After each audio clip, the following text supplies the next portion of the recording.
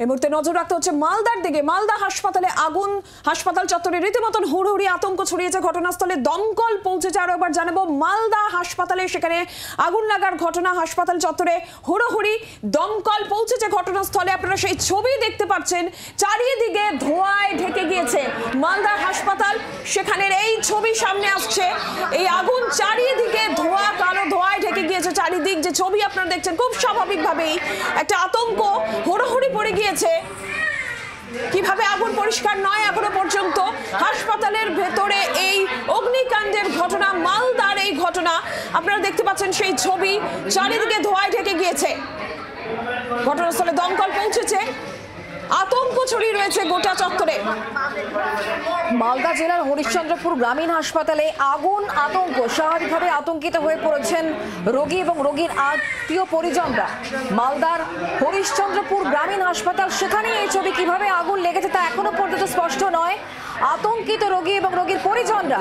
মালদা হরিশ্চন্দ্রপুর গ্রামীণ হাসপাতালে অগ্নিকাণ্ডে ঘটনা, ধোঁয়ায় ঢেকে গিয়েছে চারিদিক। সেই ছবি এই মুহূর্তে দেখতে পাচ্ছেন। আমরা এই বিষয় নিয়ে আরো জানবো, কথা বলবো। রণজয় সিংহ এই মুহূর্তে আমাদের সঙ্গে রয়েছেন প্রতিনিধি টেলিফোনে। রণজয়, কিভাবে আগুন লাগলো এবং এই মুহূর্তে বা কি পরিস্থিতি? এই মুহূর্তে পরিস্থিতি স্বাভাবিক রয়েছে। দমকলে একটি ইঞ্জিন যে আগুন নিয়ন্ত্রণে এনেছে। মূলত গ্রামীণ হাসপাতালের পাশে যে আবর্জনা স্তূপ ছিল, সেই স্তূপ থেকে আগুন ছড়ায় এবং সেই আগুন ছড়ায় এবং সেই আগুনের আতঙ্কে কিন্তু হাসপাতালে যারা রোগী ছিলেন তারা প্রত্যেকে আতঙ্কিত হয়ে পড়ে।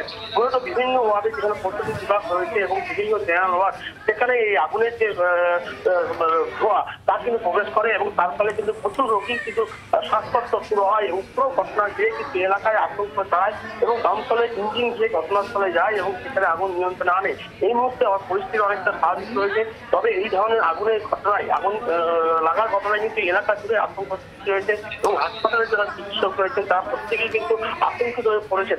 কিভাবে আগুন লাগলো, কেন, পেয়ে বা কারা এই জলের স্তূপে আগুন ধরানো, সেই বিষয়ে এখনো কোনো স্পষ্ট ধারণা তাদের মধ্যে নেই। তবে যেভাবে আগুন লাগানো হয়েছিল বা লেগেছিল, তাতে কিন্তু মনে করা হচ্ছে যে বড়সড় বিপদ হতে পারত এই গ্রামীণ হাসপাতালের রোগীদের। নিরঞ্জনা। রণজয়, হাসপাতাল কর্তৃপক্ষের কি বক্তব্য এখনো উঠে আসছে আরো একবার একটু জানতে চাইবো। তাহলে কি আগুন এখন নিয়ন্ত্রণে রয়েছে? শুক্র এখনো পর্যন্ত আগুন নিয়ন্ত্রণে রয়েছে এবং এই হাসপাতাল কর্তৃপক্ষ পুরো বিষয়টি প্রশাসনের নজরে এনেছেন।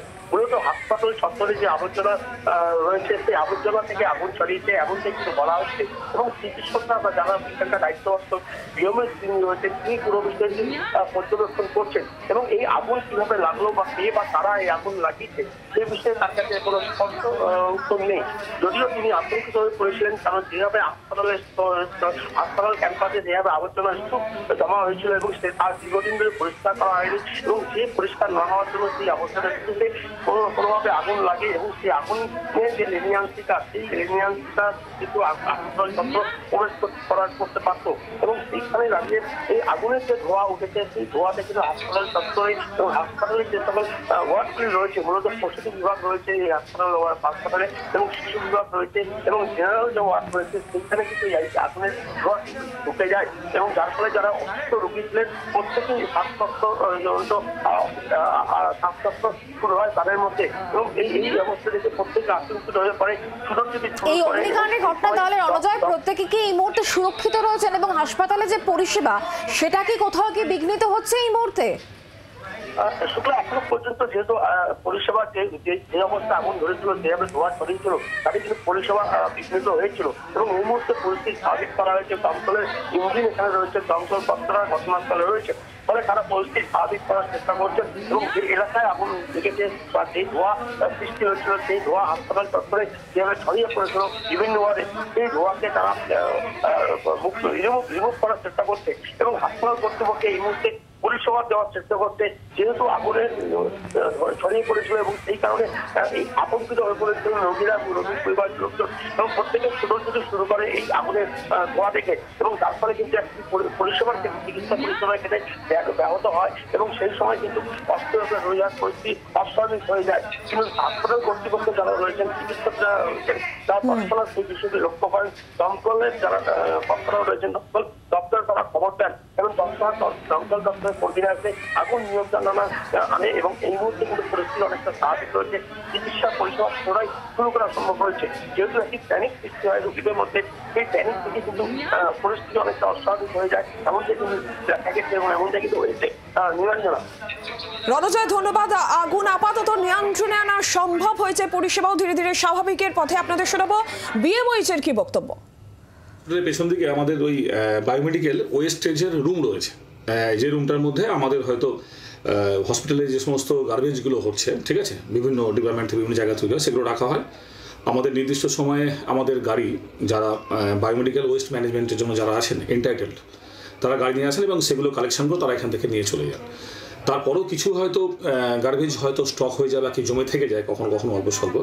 তো ওই পেছন দিকে হয়তো একটা বিশেষ এরিয়াতে হয়তো কিছু জিনিসপত্র জমেছিল, কেউ বা কারা হয়তো কেউ হয়তো স্মোক করেছিলেন, করে সে বিড়ির টুকরোই হোক বা সিগারেটের টুকরোই হোক, হয়তো কোনোভাবে সেখানে পড়ে গিয়ে একটা কন্টামিনেশন হয়েছিল, গিয়ে হয়তো একটা ধোঁয়া সৃষ্টি হয়েছিল। এইটা একটা ফ্যাক্টর আছে। সেই ধোঁয়াটা হয়তো কিছু পরিমাণ হসপিটাল থেকে আসছিল বলে ন্যাচারালি ধোঁয়া থাকলে তো একটা আমাদের সমস্যা হয়, সেটা হচ্ছিল। যখনই আমরা জানতে পারি আমরা একদম প্রম্পট অ্যাকশন নিয়ে, মানে তাড়াতাড়ি করে আমার সমস্ত অ্যাকশন নিয়ে আমাদের সমস্ত স্টাফ সেই ধোঁয়াটাকে নিভিয়ে আমরা ওই দিন 5 থেকে 10 মিনিটের মধ্যে সেই ধোঁয়াটাকে আমরা কন্ট্রোল করে দিই।